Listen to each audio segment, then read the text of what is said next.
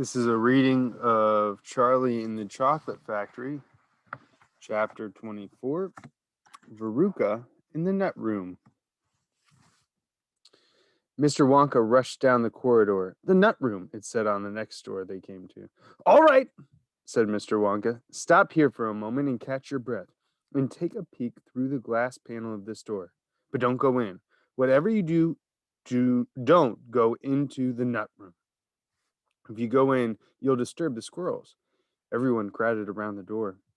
Oh, look, Grandpa, look, cried Charlie. Squirrels, shouted Veruca Salt. Jeepers, said Mike TV. It was an amazing sight. 100 squirrels were seated upon high stools around a large table. On the table, there were mounds and mounds of walnuts, and the squirrels were all working away like mad, shelling the walnuts at a tremendous speed. These squirrels are specially trained for getting the nuts out of walnuts, Mr. Walker explained. Why use squirrels? Mike TV asked. Why not use Oompa Loompas? Because, said Mr. Wonka, Oompa Loompas can't get walnuts out of walnut shells in one piece. They always break them in two. Nobody except squirrels can get walnuts whole out of walnut shells every time. It is extremely difficult. But in my factory, I insist upon using only whole walnuts. Therefore, I have to have squirrels do the job. Aren't they wonderful? The way they get those nuts out? And see how they first tap each nut with their knuckles? Let's be sure it's not a bad one. If it's bad, it makes a hollow sound, and they don't bother to open it. They just throw it down the garbage chute. There, look. Watch that squirrel nearest to us. I think he's got a bad one now. They watched the little squirrel as he tapped the walnut shells with his knuckles. He cocked his head to one side, listening intently. Then suddenly he threw the nut over his shoulder into a large hole in the floor. Hey, Mummy, shouted Veruca Salt suddenly. I've decided I want a squirrel. Get me one of those squirrels. Don't be silly, sweetheart, said Mrs. Salt. These all belong to Mr. Wonka. I don't care about that, shouted Veruca. I want one. All I've got at home is 2 dogs and 4 cats and 6 bunny rabbits and 2 parakeets and 3 canaries and a green parrot and a turtle and a bowl of goldfish and a cage of white mice and a silly old hamster. I want a squirrel. All right, my pet, Mrs. Salt said soothingly. Mummy will get you a squirrel just as soon as she possibly can. But I don't want any old squirrel, Veruca shouted. I want a trained squirrel. At this point, Mr. Salt, Veruca's father, stepped forward. Very well, Wonka, he said importantly, taking out his wallet full of money. How much do you want for these crazy squirrels? Name your price. They're not for sale, Mr. Wonka answered. She can't have one. Who says I can't? Shouted Veruca. I'm going in to grab me a squirrel this very minute. Don't, said Mr. Wonka quickly, but he was too late. The girl had already thrown open the door and rushed in. The moment she entered the room, 100 squirrels stopped what they were doing, turned their heads, and stared at her with small, black, beady eyes. Veruca Salt also stopped also and stared back at them. Then her gaze fell upon a pretty little squirrel sitting nearest to her at the end of the table. The squirrel was holding a walnut in its paws. All right, Veruca said, I'll have you. She reached out her hands to grab the squirrel, but as she did so, in that first split second when her hand started to go forward, there was a sudden flash of movement in the room, like a flash of brown lightning. And every single squirrel around the table took a flying leap towards her and landed on her body. 25 of them caught hold of her right arm and pinned it down. 25 more caught hold of her left arm and pinned that down. 25 caught hold of her right leg and anchored it to the ground. 24 caught hold of her left leg. And one remaining squirrel, obviously the leader of them all, climbed up onto her shoulder and started tapping the wretched girl's head with his knuckles. Save her! Screamed Mrs. Salt. Veruca, come back! What are they doing to her? They're testing her to see if she's a bad nut, said Mr. Wonka. You watch. Veruca struggled furiously, but the squirrels held her tight, and she couldn't move. The squirrel on her shoulder went tap, tap, tapping the side of her head with its knuckles. Then, all at once, the squirrels pulled Veruca to the ground and started carrying her across the floor. My goodness, she is a bad nut after all, said Mr. Wonka. Her head must have sounded quite hollow. Veruca kicked and screamed, but it was no use. The tiny, strong paws held her tightly, and she couldn't escape. Where were they taking her? Shrieked Mrs. Salt. She's going where all the other bad nuts go, said Mr. Willy Wonka. Down the garbage chute. By golly, she is going down the chute, said Mr. Salt, staring through the glass door at his daughter. Then save her, cried Mrs. Salt. Too late, said Mr. Wonka. She's gone. And indeed, she had. But where? Shrieked Mrs. Salt, flapping her arms. What happens to the bad nuts? Where does the chute go? Well, that particular chute, Mr. Wonka told her, runs directly into the great big main garbage pipe, which carries away all the rubbish from every part of the factory. All the floor sweepings and potato peelings and rotten cabbages and fish heads and stuff like that.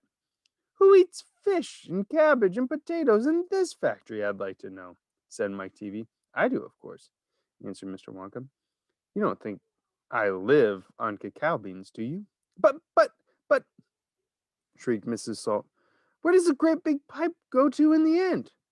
Why, to the furnace, of course, Mr. Wonka said calmly. To the incinerator. Mrs. Salt opened her huge red mouth and started to scream.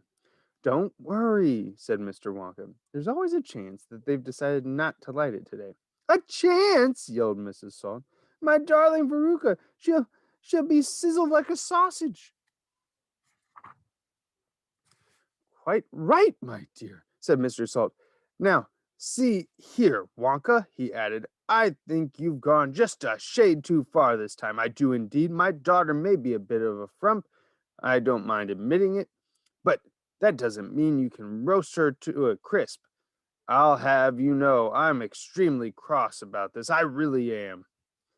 Oh, don't be cross, my dear sir, said Mr. Wonka. I expect she'll turn up again sooner or later.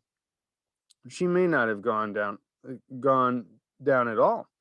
She may be stuck in the chute just below the entrance of the hole. And if that's the case, all you have to do is go in and pull her up again. Hearing this, Mr. and Mrs. Salt dashed into the nut room and ran over to the hole and peered in, hole in the floor and peered in. Veruca! Shouted Mrs. Salt. Are you down there? There was no answer. Mrs. Salt bent further forward to get a closer look, and she was now kneeling right on the edge of the hole with her head down and an enormous behind sticking up in the air like a giant mushroom. It was a dangerous position to be in. She needed only one tiny little push, one gentle nudge in the right place, and that is exactly what the squirrels gave her. Over she toppled into the hole head first, screeching like a parrot. Good gracious me, said Mr. Salt as he watched his fat wife go tumbling down the hole. What a lot of garbage there's going to be today. He saw her disappear into the darkness. What's it like down there, Angina? He called out. He leaned further forward. The squirrels rushed up behind him. Help! He shouted, but he was already toppling forward down the chute when he went just as his wife had done before him and his daughter. Oh dear, cried Charlie, who was watching with the others through the door. What on earth's going to happen to them now? I expect someone will catch them at the bottom of the chute, said Mr. Wonka. But what about the great fiery incinerator? Asked Charlie. They only light it every other day, said Mr. Wonka. Perhaps this is one of the days when they let it go out. You never know. They might be lucky. Shh, said Grandpa Joe. Listen, here comes another song. From far away down the corridor, the beating of drums, and then the singing began. Veruca Salt, sang the Oompa Loompas. Veruca Salt, the little brute, had just gone down the garbage chute. And as we very rightly thought, that in a case like this we ought to see the thing completely through. We've polished off her parents too. Down goes Veruca, down the drain. And here perhaps we should explain that she will meet as she descends a rather different set of friends.